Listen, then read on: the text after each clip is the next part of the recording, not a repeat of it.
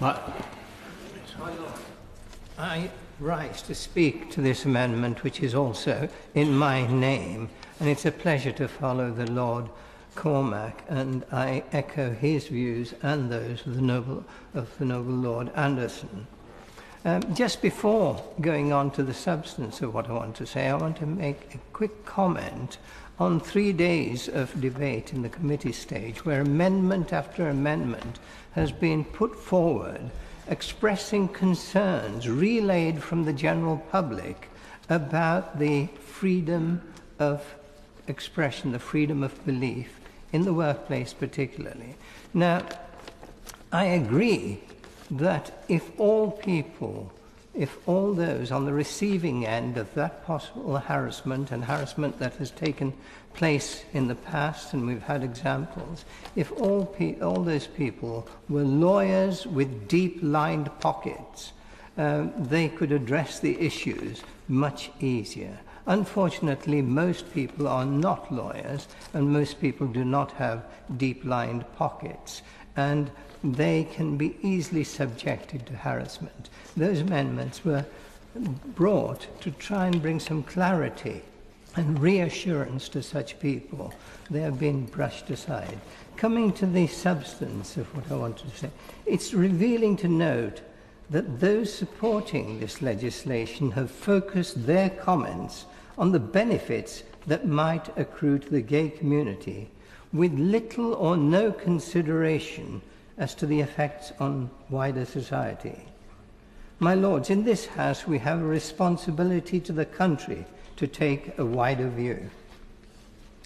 Coming to Lord Mackay's building blocks, in the 60s and 70s it became common to take out a wall between two adjoining rooms to give more space, generally without conducting any sort of structural survey. The result was often structural damage costing thousands.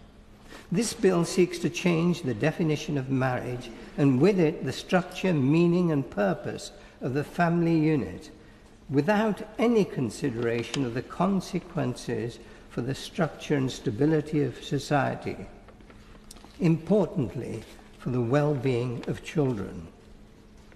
It's important to look at this from the perspective of both types of relationships. Let's start with commitment to care and fidelity. In both formalized heterosexual relationships and same-sex relationships, there is due emphasis on commitment. Heterosexual marriage, however, also requires a pledge, an unequivocal pledge of fidelity, staying together to the exclusion of others, to provide a stability that is critically important to children. In same-sex marriage, there is no requirement for parallel fidelity. There is no religious, social, or legal sanction to prevent a party to the relationship having other liaisons with others of the same sex. This devalues the importance of commitment and fidelity in the eyes of children.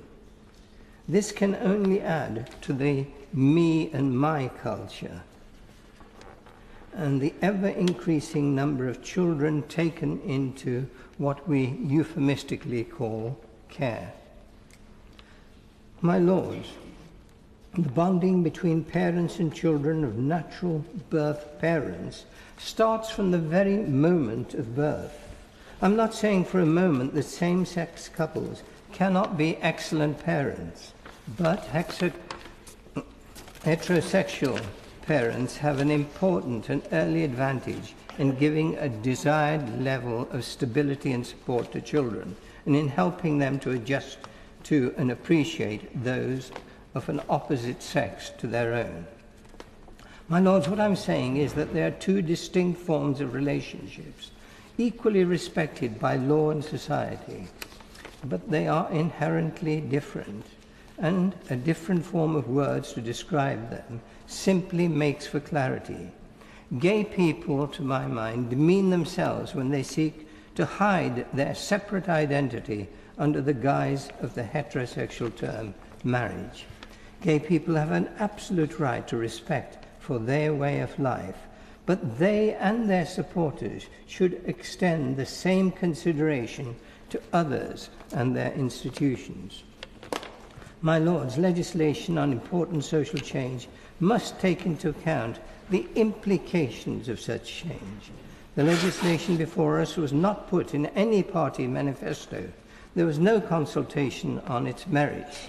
The Prime Minister David Cameron explicitly ruled out shortly before the last election that he would introduce the legislation. It was introduced effectively through the back door. My Lords, the electorate as a whole has been treated with contempt.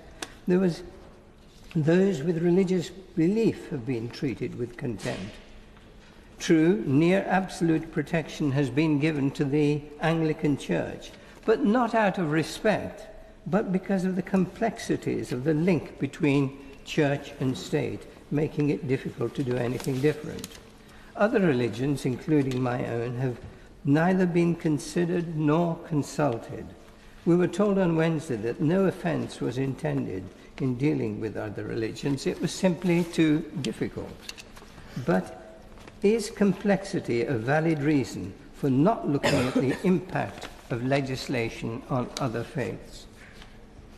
My Lords, it's beyond doubt that the implications of this major social change have not been properly considered, and the government should withdraw the bill for proper consultation with the electorate and affected bodies. If not, it should have the courage to allow the electorate to have a say on the merits of this legislation, on the referendum, through a referendum on the lines suggested in this amendment.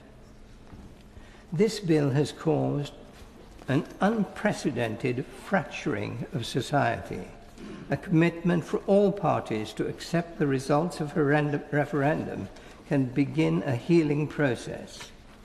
If, however, the government chooses to ride roughshod over the concerns of millions and ignore public opinion, they and their supporters will pay a heavy price in the coming election.